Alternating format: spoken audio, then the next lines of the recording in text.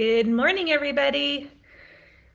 It's Driven Fitness Erica here, your friendly and fabulous personal trainer and health and wellness expert. Oh, it looks like it was live 5 seconds. Maybe it cut me off at the beginning.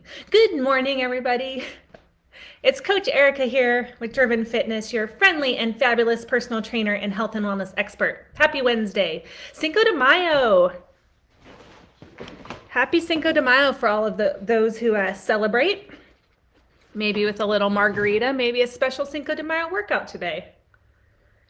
So, for those of you who tune into me regularly, you may have noticed I was MIA last week. I did not do a coaching session here last week. I was in the middle of leaving for a road trip to Southern Utah for the week, which was amazing. If you've never been to Southern Utah, I haven't posted my photos and stuff yet, but we spent a lot of time in St. George, not a lot of time, a little time in St. George for the Ironman 70.3, cheering on a whole bunch of Driven Fitness clients and friends, which was awesome. They rocked it.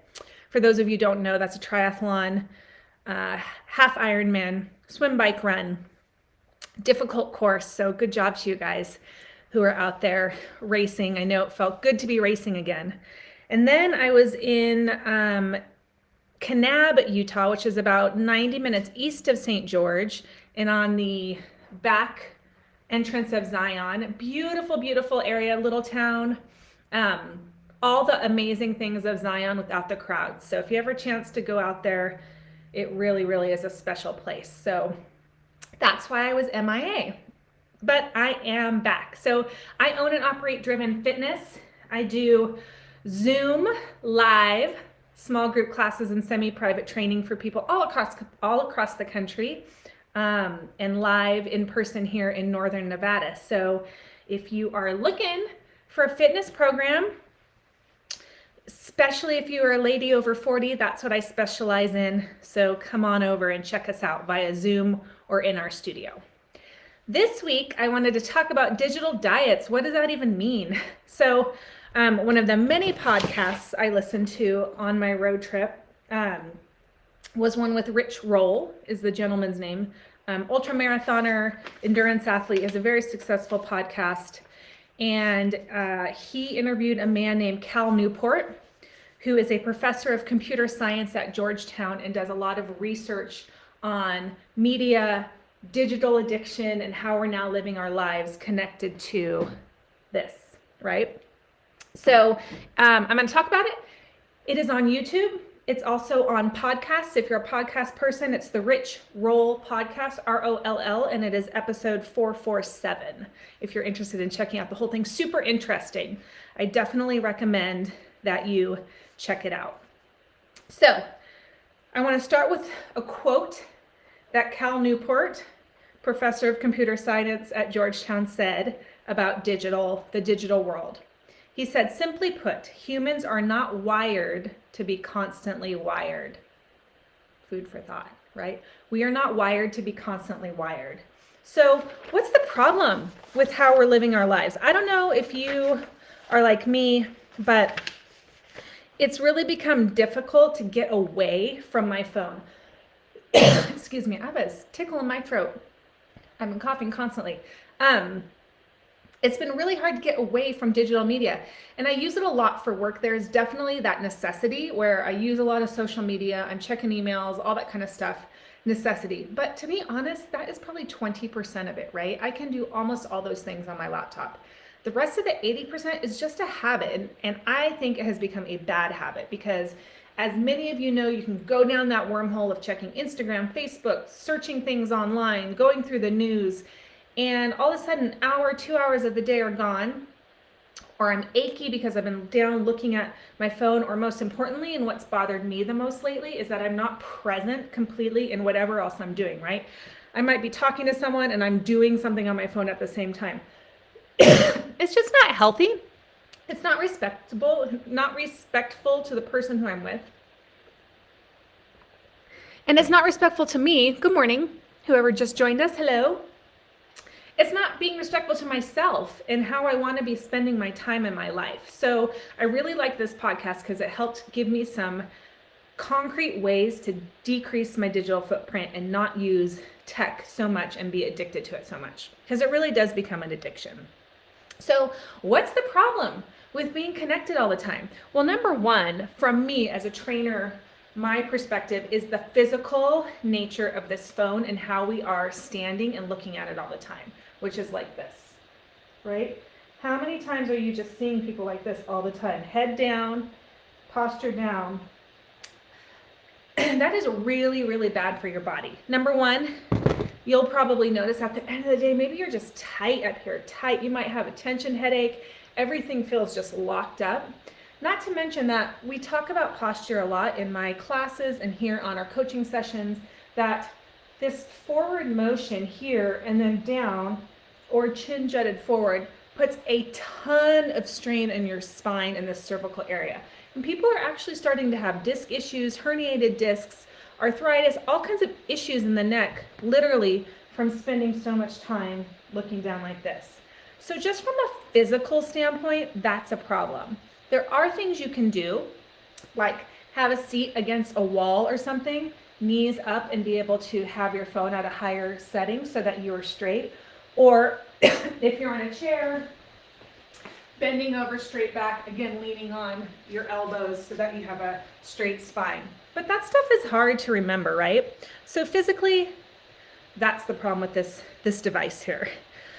Mentally, emotionally, Cal Newport said, the problem with the amount of time we're spending on digital media and our phones, etc., is that it's the first time in human history that we have completely gotten rid of solitude, right? So during the day in the past, you would have these just naturally built-in pieces of solitude. Standing in a grocery store line, maybe going out for a walk. We might have had Walkmans with music, if you know Walkman, way back when. But we had natural breaks in our day, getting gas, when there was nothing happening in our head. We were not listening to other people's thoughts. We were listening to our own thoughts. And he said that's how we are wired to process the world, process conversations, process problems, process things that we hear about, see, or read about, is that we take it in, then we need that quiet time to process. However, we don't have that anymore. Now, in line, we're looking at the phone, like doing other things, we're looking at the phone, we're listening to podcasts. So we are constantly being inundated with other people's thoughts, and that does not give our mind and our mental state the ability to process what's happening to us in the world and then come to our own decisions. He said that has never ever happened before in human history. And then the other thing that I think the problems are is that, so I should say, go back. So we're not processing the things we're taking in. We're just constantly taking things in, but we're not really truly sitting with it and deciding what we think about each situation. Next is, as you guys know, like every time we're on social media, it is designed to give us that little dopamine hit.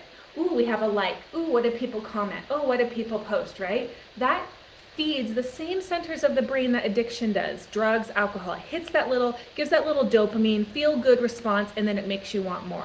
That's a problem. And then number 3, I think an issue mentally, emotionally, is that we are not connecting with true human beings, face to face, on the phone, right? We are connecting with computer human beings who may or may not actually be our friends. And so we're losing that connection and that community feeling with real, live, actual people. So what do you do about it? Well, he says you should do a digital diet. Now, he said the problem with most digital diets is people just kind of like go, oh, I'll take it off my phone for a week. I'll take a break for a month. Not even a month, I should say a week, couple days, and then I'll go back into it and start the same thing over and over again. But that's just like taking an addict, putting them in rehab, and then sticking them right back in the environment they were in before. It's not going to most likely be successful. So he said, where most people go wrong is that they don't do it long enough, and they don't do a total cleanse, total diet to start, right? It's like a reset. So this is what he says you need to do. Take all the apps that are not absolutely necessary. That's mostly social media, maybe email, anything, games, anything that's not absolutely necessary, shopping, take it off your phone completely for 30 days. You don't have to not do it. You can do it on a laptop, desktop, but off of this mobile device so that it's not with you at all times. Then he said, the next problem is that people freak out because they take that stuff off and then they don't know what to do with their time, because we as a human race have forgotten what we like to enjoy doing. We forgot what our hobbies were outside of digital, right? What did you do before there was no phones? Most of us are at an age where we remember not having cell phones. I didn't get my first cell phone until I was like 25 maybe. So his diet is routine, his diet prescription, off your phone for 30 days, okay? Second, you have to figure out what you like to do in life. And in those 30 days, in the time that you used to spend on your digital media, you're gonna go do stuff. You're gonna go try stuff. You're gonna go for walks, hikes, you're gonna try sewing. Maybe you used to like to read, maybe you liked bowling. Like, what did you do before there was no digital, right? That's what you're gonna spend those 30 days doing, rediscovering your passions and loves in life.